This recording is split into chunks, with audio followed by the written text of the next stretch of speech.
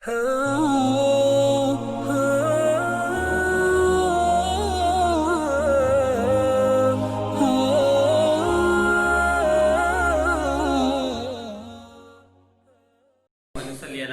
کریم. میرے بھائی اور دوستو، آج کل ایک موضوع زیر بحث ہے. حضرت عمر بن عبدالعزیز رحمۃ اللہ علیہ، پہلی صدی، پہلے مجدد، امت کے پہلے مجدد حضرت عمر بن عبدالعزیز رحمۃ اللہ علیہ. آپ دیکھیں کیا کمال کی شخصیت ہے. صرف 40 سال میں، صرف 40 سال کی عمر میں وہاں پہنچ گئے جہاں صحابہ کے بعد کوئی نہیں پہنچ سکتا. مجددین میں ٹاپ پر کھڑے ہیں حضرت عمر بن عبدالعزیز. آپ چاہیں تو آپ بھی اس عمر میں بن سکتے ہیں کہ ایک طرف وہ زندگی، شاہانہ زندگی کہ اونٹ کپڑے اٹھاتے تھے، ایک سے ایک گھوڑا، ایک سے ایک اونٹ، ایک سے ایک جوڑا، ایک سے ایک سوٹ، اور یہ زندگی ہے عیاشی والی. اور ایک دم یو ٹرن ہے تو پھر گھر میں کچے پیاز کھانے کو ملتے ہیں، حالانکہ ان کو نفرت تھی کچے پیاز کی بو سے. میرے دیدو، ان کا کارنامہ دیکھیے. پہلے مجدد بنے کیسے؟ سب سے پہلی نسبت ان کو مل گئی حضرت فاروق اعظم رضی اللہ تعالیٰ عنہ کی پڑپوتی کی اولاد میں سے. یہ نسبت ان کو مل گئی اللہ کی طرف سے. اور پھر وہ نسبت مل گئی کہ وہ بنی امیہ کا خاندان کہ جس میں اس وقت ان کے علاوہ اس قابل کوئی نہیں تھا کہ اللہ ان کو پسند کرتا. کیوں؟ کہ اس وقت تھوڑی سی گرد و غبار آ گئی تھی، چونکہ عجم عام ہو گئے تھے، اجمیوں کی بھرمار تھی. آیت اتر چکی تھی جیسا اذا جاء نصر اللہ والفتح ورأیت الناس يدخلون فی دین اللہ افواجا. فوج در فوج، علاقے در علاقے، قبائل در قبائل، اور لوگ اسلام قبول کر رہے تھے. اور اسلام پوری دنیا میں چمکتا ہوا ستارہ، سیارہ اور سورج کی طرح تھا. پوری دنیا میں اسلام کے جھنڈے گاڑ دیے تھے صحابہ کرام رضوان اللہ تعالیٰ اجمعین نے. تو یہ جو اجمی آئے، اجمی چونکہ مزاج نبوت کو کم سمجھتے تھے، صحابہ کی طرح نہیں سمجھتے تھے، اور وہ شریعت سے صحیح طرح واقف نہیں تھے، تو غبار آنے لگا، سنتیں مٹنے لگی. تو پہلا کام جو ظلم شروع ہو گیا تو ظلم کو ختم کیا حضرت عمر بن عبدالعزیز رحمۃ اللہ علیہ. صرف 40 سال کی عمر میں مجددین میں ٹاپ پر کھڑے ہوئے، صحابہ کے ساتھ ان کا ذکر ملتا ہے، خلفائے راشدین کی مثال قائم کرنے والے. یہ کوئی معمولی بات ہے؟ یہ کارنامہ ہے کہ آپ جہاں غیر مسلم سوانح نگار، غیر مسلم سیرت نگار، غیر مسلم تاریخ دان، مسلمان تو ہیں ہی، وہ تو لکھتے ہیں، غیر مسلم ان کا ذکر کیے بغیر تاریخ نہیں لکھتے. کیا شخصیت ہوگی، کیا اللہ کا قرب ہو ملا ہوگا، کیا اللہ کا تعلق نصیب ہوا ہوگا. ایک طرف وہ عیاشی والی زندگی تھی، دوسری طرف نبی کریم صلی اللہ علیہ وسلم کے فرما بردار بنے. صرف 40 سال کی عمر میں مجدد پہلے بن گئے. کچھ تو وجہ تھی.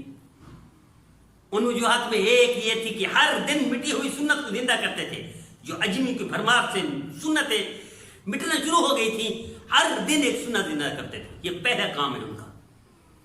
یہ جو بادشاہوں کا رنگ آ گیا تھا بنی امیہ میں، ظلم آ گیا تھا، اس ظلم کو انہوں نے ایک دم ختم کر دیا تھا. اور ان کے شہزادے جو مال خرچ کر کے اپنا بیت المال کو اپنا سمجھتے تھے، انہوں نے اس کو بھی ایک دم ختم کر دیا. چوتھا کام، ایک دم یہ انصاف شروع کر دیا خاندان کے اعتبار سے. چوتھا کام، عمومی انصاف شروع کر دیا. پوری دنیا میں سب سے بڑے منصف، سب سے بڑے انصاف والے بادشاہ حضرت عمر بن عبدالعزیز رحمۃ اللہ علیہ.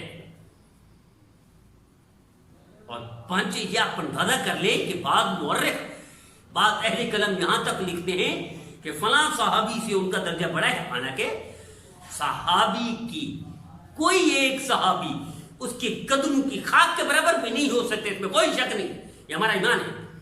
اولئک علی ھدی من ربہم واولئک هم المفلحون.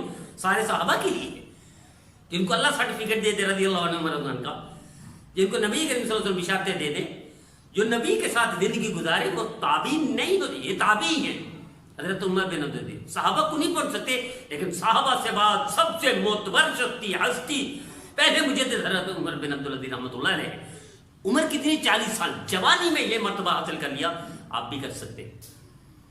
کیسے؟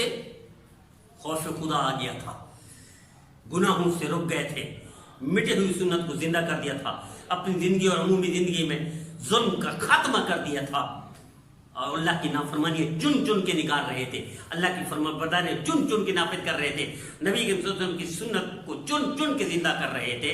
یہ زندگی میں آپ بھی کر سکتے. تو میرے عزیزو، آج ان کا ذکر اور قیامت تک ذکر ہوتا رہے گا. اگر آپ چاہتے ہیں حضرت عمر بن عبدالعزیز رحمہ اللہ کو رول ماڈل بنا لیں.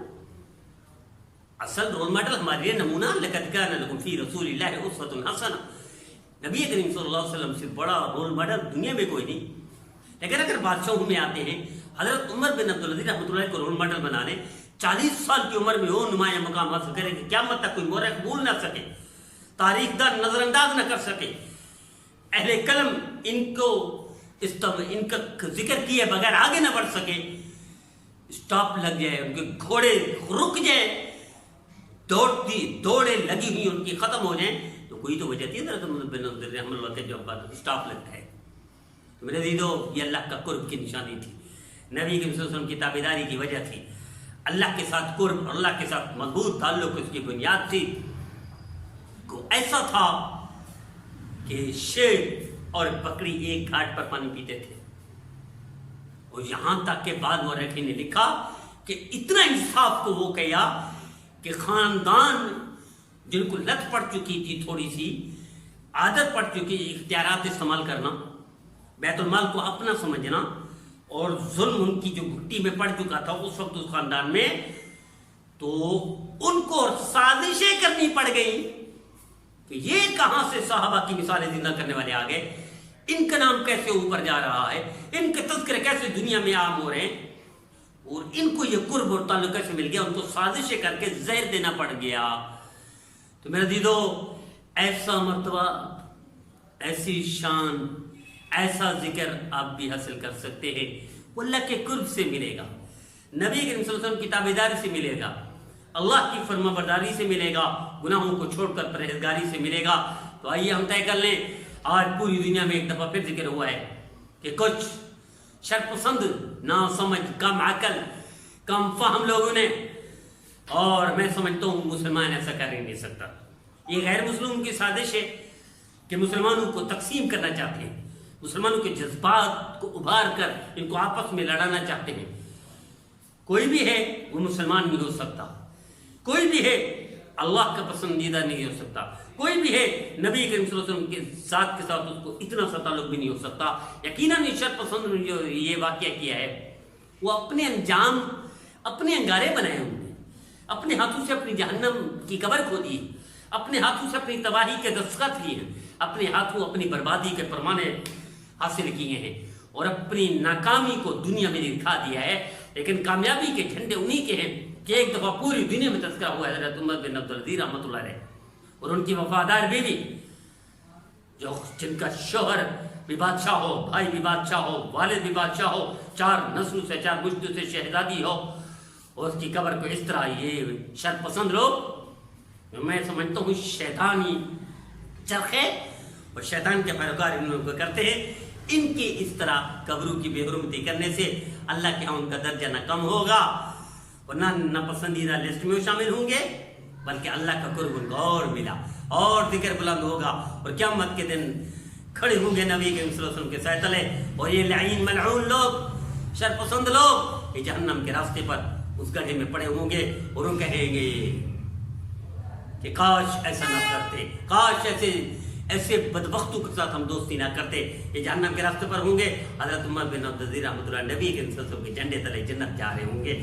اللہ ہمیں ان کے ایک ایک سنت پر عمل کرنے، ایک عادت ان کی جیسی بنانے کی، اور صرف 40 سال جوانی میں اللہ کا ایسا قرب حاصل کرنے کی پوری